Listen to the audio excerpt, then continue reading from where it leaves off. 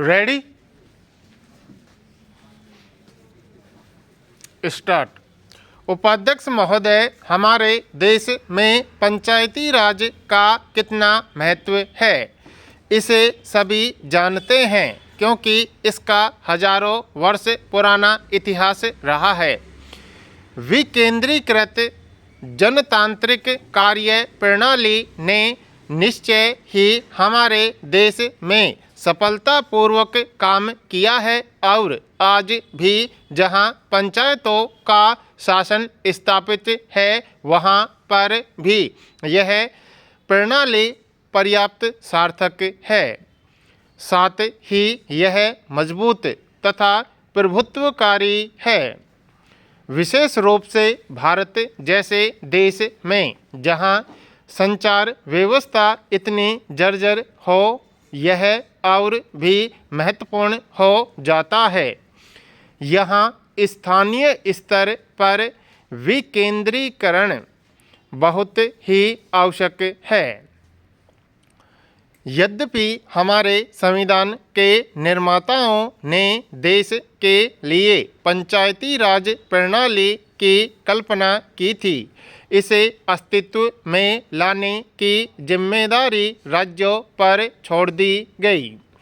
हमने समय समय पर पंचायत के चुनाव कराए, लेकिन संसद सदस्यों, राज्यों के विधायकों, मंत्रियों और मुख्यमंत्री के बीच सत्ता के वितरण के प्रश्न पर आपसी हितों की जो टकराहट होती रही, उससे पंचायती राज व्यवस्था का कारगर ढंग से कार्यान्वयन करने में बहुत बड़ी बाधा पड़ी।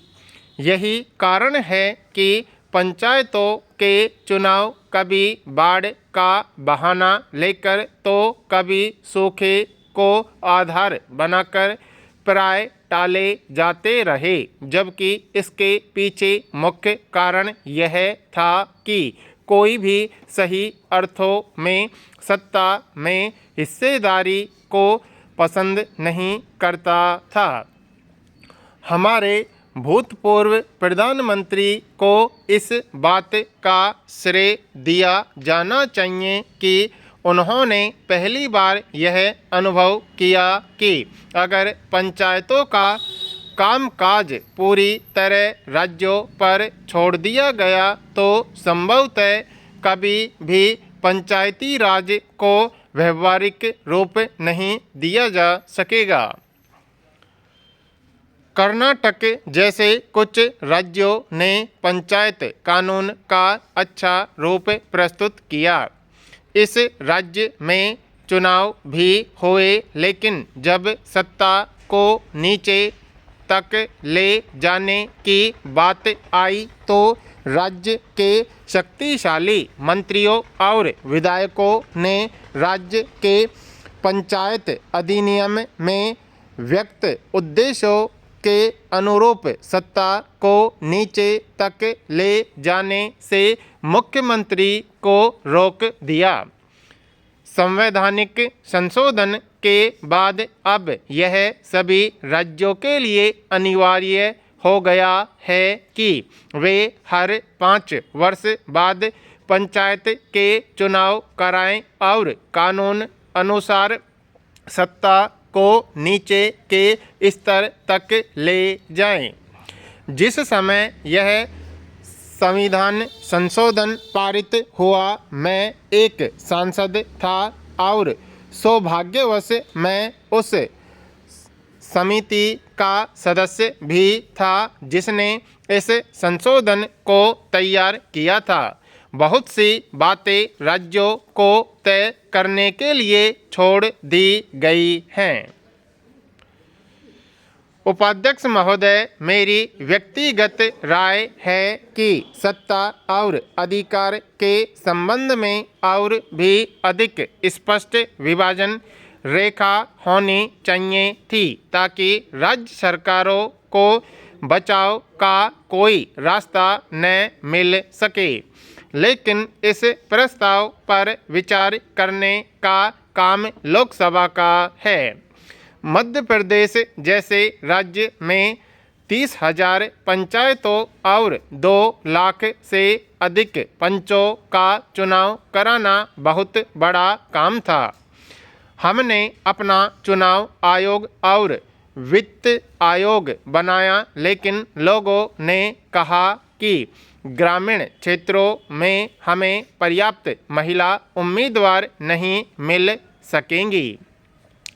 राजीव गांधी ने गांव की श्रेणीबद्ध प्रथा को ठीक ही देखा था कि गांवों में कमजोर वर्ग के लोग कभी भी उस स्तर पर सत्ता में भागीदारी का अवसर नहीं पा सकेंगे। हमारे सामने एकमात्र विकल्प यह था कि महिलाओं, अनुसूचित जातियों, अनुसूचित जनजातियों और पिछड़े वर्गों के लिए सीटें सुरक्षित कर दें।